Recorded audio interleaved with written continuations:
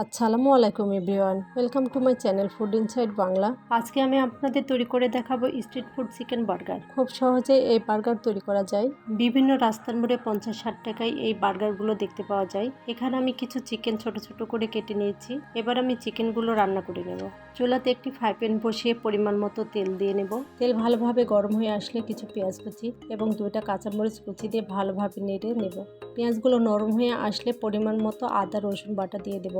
এবার দিয়ে দিব মরিচ গুঁড়া, ধনে জিরা গুঁড়া, গোলমরিচ গুঁড়া, এলাচ গুঁড়া, দারুচিনি গুঁড়া, স্বাদমতো লবণ এবং সামান্য একটু টেস্টি সল্ট। সবগুলো উপকরণ পেঁয়াজের সাথে ভালোভাবে নেড়েচেড়ে মিশিয়ে নেব। এবার দিয়ে দেব কেটে রাখা চিকেনগুলো ভালোভাবে কষিয়ে সামান্য একটু পানি দিয়ে 5 মিনিটের জন্য ঢেকে চিকেনগুলো সিদ্ধ করে নেব। আমার হাতের এই চিকেন বার্গারটা আমার বাচ্চাদের খুব পছন্দের একটা খাবার। 5 মিনিট হয়ে গেছে। এবার ঢাকটা উঠিয়ে দেখব চিকেনের কি অবস্থা। হ্যাঁ ভিউয়ার, চিকেনটা আমার হয়ে গেছে।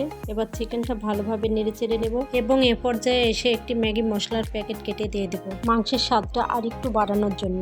এবার আমি মাংসটা ভালোভাবে ভেজে নেব এবং চিকেনের উপরে তেল উঠে আসলেই চিকেনটা আমি চুলা থেকে নামিয়ে নেব। হ্যাঁ ভিউয়ার্স, এই দেখুন চিকেনটা আমার সম্পূর্ণ রেডি হয়ে গেছে। এখানে আমি প্রয়োজন মতো বার্গার বান নিয়ে নিয়েছি। এবার বার্গার বানগুলো একটি নাইফের সাহায্যে কেটে ওভেনে একটু গরম করে নেব। চলুন ভিউয়ার্স, এবার বার্গার সসটা তৈরি করে নিই। এখানে আমি নর্মাল তাপমাত্রার একটি ডিম নিয়ে নিয়েছি। যদি ডিমটা ফ্রিজে থাকে তাহলে আধা ঘন্টা আগে ফ্রিজ থেকে বের করে নেবেন। এবার ডিম বিটারের সাহায্যে বিট করে নেব।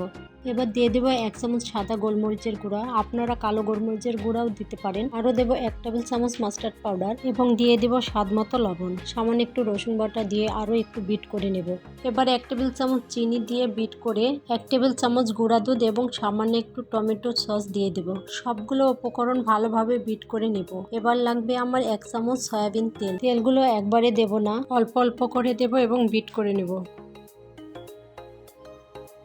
এবার দিয়ে দেবো সামান্য একটু লেবুর রস, তাহলে কাঁচা ডিমের গন্ধ থাকবে না। বার্গার সসগুলো আমার সম্পূর্ণ রেডি। এই দেখুন ভিউয়ার্স, কি সুন্দর ঘন হয়েছে। এবার কেটে রাখা টমেটো, গাজর, শসা আমি বার্গার সস এবং টমেটো সস দিয়ে রেডি করে নেব। এভাবে বার্গার তৈরি করে মেহমান আপ্যায়ন এবং বাচ্চাদের টিফিনেও রাখতে পারেন। এবার একে একে বার্গার বানগুলোর মধ্যে burger sauce, tomato sauce, chicken এবং ওই যে আমি টমেটো, গাজর, শসা রেডি করে রেখেছিলাম সেটা দিয়ে দেব। সম্পূর্ণভাবে বার্গারগুলো রেডি হয়ে গেছে। এবার খাওয়ার পালা। দেখুন দেখতে কি চমৎকার হয়েছে। আশা করি একটু সময় বের করে আপনারাও তৈরি করে খাবেন। আপনারা সবাই ভালো থাকবেন, সুস্থ থাকবেন। আল্লাহ হাফেজ।